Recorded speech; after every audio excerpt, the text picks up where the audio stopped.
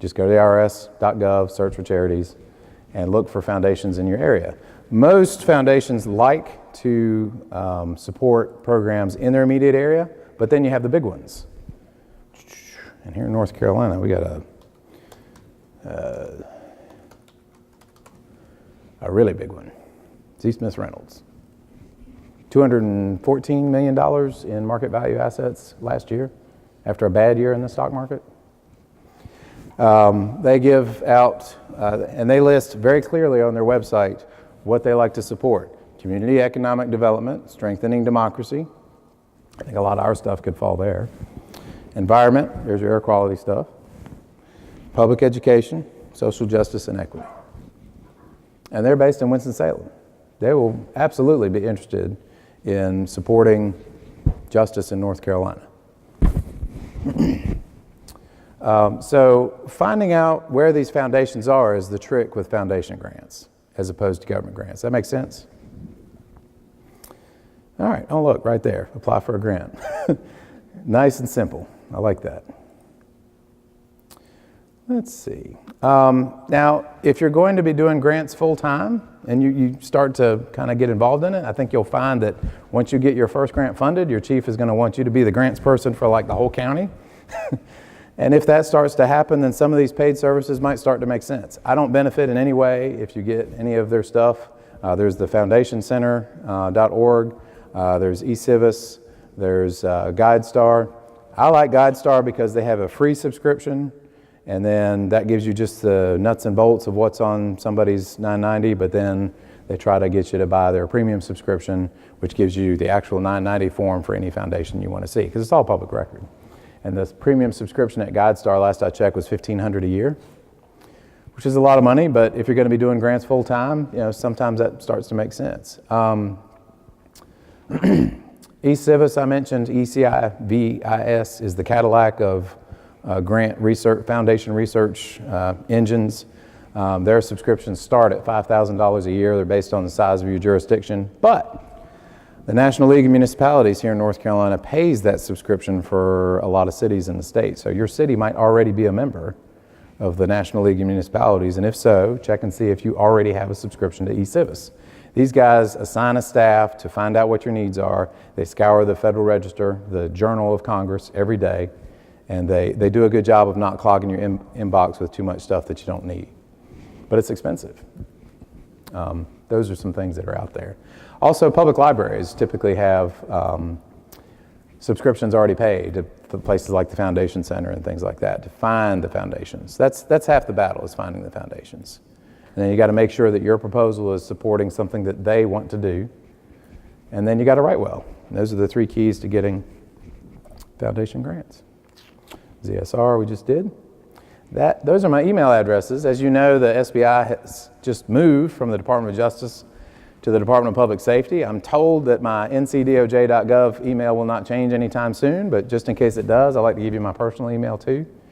Feel free to shoot me an email anytime you have any questions. If you want me to read a proposal, I'm happy to do that. I'm not the end-all decision maker on whether or not a proposal is good, but I'm always happy to give you feedback. So let's review. We talked about current opportunities at the Governor's Crime Commission. Go to ncdps.gov, Governor's Crime Commission, Grants Planning, to get these handouts so that you can see what they're willing to fund. Try not to get boxed into one revenue stream. Think about DENR, think about transportation, think about Department of Education, Department of Public Instruction. 4 keys to getting government grants. Y'all got to understand the different types of programs. And how do you find out if it's a block grant or a discretionary grant? You turn straight to the eligibility requirements in a grant application. If states are the only eligible applicants in a grant application, it is a block grant. And so you're going to have to apply to the state administering agency, and it showed you how to find the state administering agency for your group. Discretionary grants come straight to you, bypass the state completely. Earmarks, 1 line of text. People getting it think it's love. People that didn't get it think it's pork. Just, be aware of that. That's the reality. Politics, peaceful struggle over limited resources. Embrace the process. Don't shun it. Make sure that The district office directors, the politicians' staff, are the ones that I like to talk to make sure that they're fully in tune with what we're doing and what we need. Agency intel, make sure you research the funding source, know what their fiscal year is, approach them at the end of their fiscal year, all happy and bouncy. Hey, you got any extra money laying around? And you got to write well. Have other people read your proposal, especially if it's a big one, and have somebody technical read it for accuracy. That's government world. And then nonprofit world, just those different tricks that we use to find the foundations. The IRS.gov search.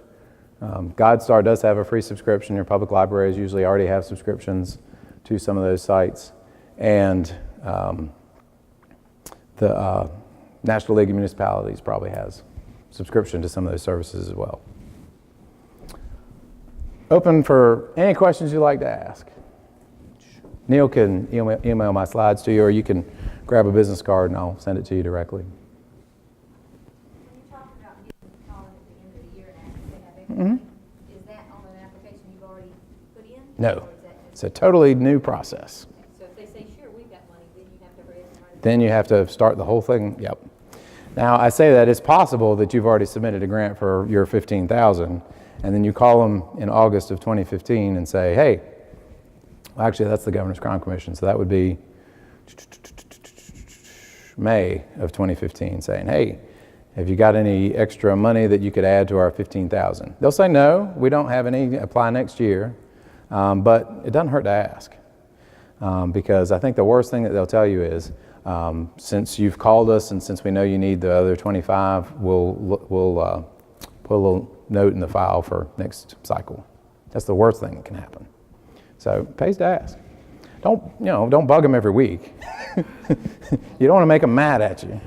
But a call out of the blue from people that they don't deal with every day is something that any government funding source is happy to hear from. How do you find out when the end of the year is? Like you said, March. How did you know that? I mean, where do you find this? How did I know that? I just happen to know the Governor's Crime Commission operates on a state fiscal year, and the Governor's Highway Safety Program, for whatever reason, operates on a federal fiscal year.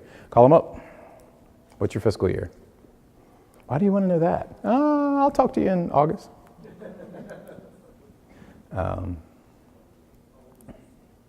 Good stuff. July through June. Governor's Highway Safety Program administers USDOT funding, and USDOT has an extra little wrinkle that's a little strange. They retain title ownership in everything they fund. So they gave the Highway Patrol over 8 years, something like 800 radars. They still own them. And the reason they still own them is if they did an audit and the Highway Patrol was leaving some radars up on a shelf somewhere, they'd grab it and give it to somebody else, because they want to make sure that their equipment is being used. That's why they do it that way. And that's not a Governor's Highway Safety decision. That's federal statute that USDOT funds. USDOT retains title and interest to the equipment they fund. That's not the case with USDOJ grants. Governor's Crime Commission gives you something, it's yours. Just a little wrinkle there. Yes, ma'am. Are there any grants available for capital improvements? With capital improvements, your best bet is to make sure that you're communicating with your political folks, because even if you get a grant for capital, just like if you get a grant for people, the legislature, your city council, your county commission are going to want to be involved with the planning of that process. And so the ideal way to do it is to get partial support from your regular operating budget through a new one-time non-recurring capital appropriation, but to get a grant to fill in the gap to finish the product.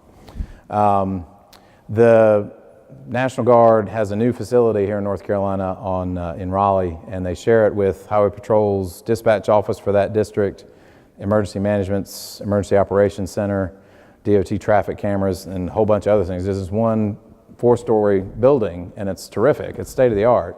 75% of the funding for that building came from a one-time, non-recurring federal appropriation that they got by working with the congressional delegation. 25% came from the state. So we got 25% of the cost for the whole thing from our regular operating budget. It was just a one-time appropriation, though. It didn't come from our recurring budget. It was an expansion, a supplement to our budget. Foundations typically, in my experience, haven't funded a lot of public safety capital projects, and so you're probably going to have your best bet in government world. Other questions? I say that, and I've heard rumors that the U.S. Department of Agriculture will support capital funding for anything related to law enforcement or firefighting in rural areas of the state, because they want farmers to have good quality of life and dependable public safety services. I have never actually seen an example of that, but I've heard that that's out there. And then HUD, the U.S. Department of Housing and Urban Development, funds similar programs in urban areas. And the great thing about HUD is, I wish every federal agency did this. They have an officer in each state. So you don't necessarily have to deal with Washington directly. The HUD office for North Carolina is actually in Greensboro. And you just talk with them. The best thing to do is just get them to come see. If you're in an urban area, come see, get them to come see your facility and what you're looking at. And even if they don't help you, they might have contacts in the federal government that they might be able to refer you to. Other questions? I really appreciate the opportunity to be here. I enjoy doing this sort of thing. I don't know if any of you are going to be at ICP, but if you are, come see me. I'm at 1 o'clock on Saturday, October 25th.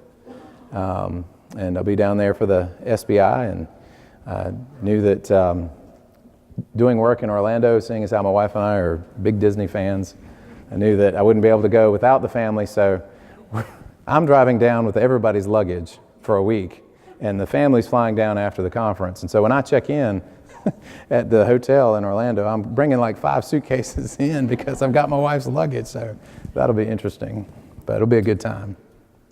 Same exact presentation though, same exact one. Well, thank you very much.